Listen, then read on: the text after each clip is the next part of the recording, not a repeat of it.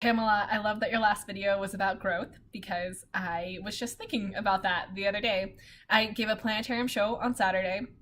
And I was a little bit stressed because the metro was slow because there was a marathon or something.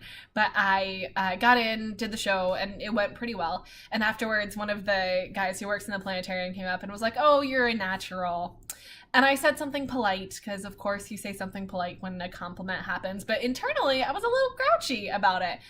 I'm not a natural. I remember my first planetarium show, the first thing I did in the planetarium where it was me describing what's in the sky. Somebody else was running the controls because I wasn't allowed to touch the Zeiss controls yet, and it wasn't great. But I've done thousands of planetarium shows since then, and it makes a difference. I know where I need to grow in terms of my presentation style. I know the information that I need to gain in order to be a better presenter. I know how to ask for help, and I'm aware of my weaknesses and how to change. Like, I have grown a lot as a presenter, and that only came through hard work. And the evidence of that growth is really only apparent years down the road. But this past year, if I had to say the ways in which I've grown, I would say that I've grown in knowledge. There's a lot of new stuff in my brain, and I'm processing a lot of that new stuff and often processing it at y'all. So I'm so glad you sit and listen to me while I do that. But it hasn't just been new knowledge. There's been a lot of internal growth that's more difficult to describe, maybe, and that's why we don't talk about it, or more painful, and that's why we don't talk about it. And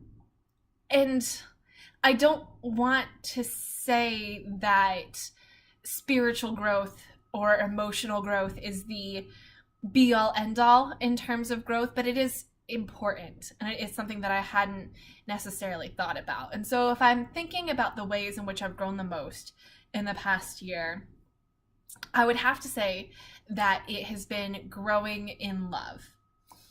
And not in your like Hallmark Valentine's Day cheesy kind of corny crappy love, but more in receiving love that others want to give you, when they want to invest in you, when they see value in you that you haven't seen before, when they want to tell you their thoughts and give you their time and ask after you and be concerned about you, and really want to make your life better in the way that only specific individuals can.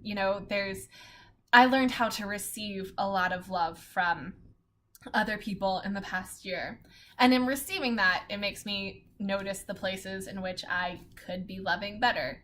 And there's systematic love. I think there's places where your care for other people should change how you interact with the world in this really dramatic way. Because I think love is an organizing principle that we don't really think about as much. But there's also like person to person love that I do not excel at and never really cared to excel at.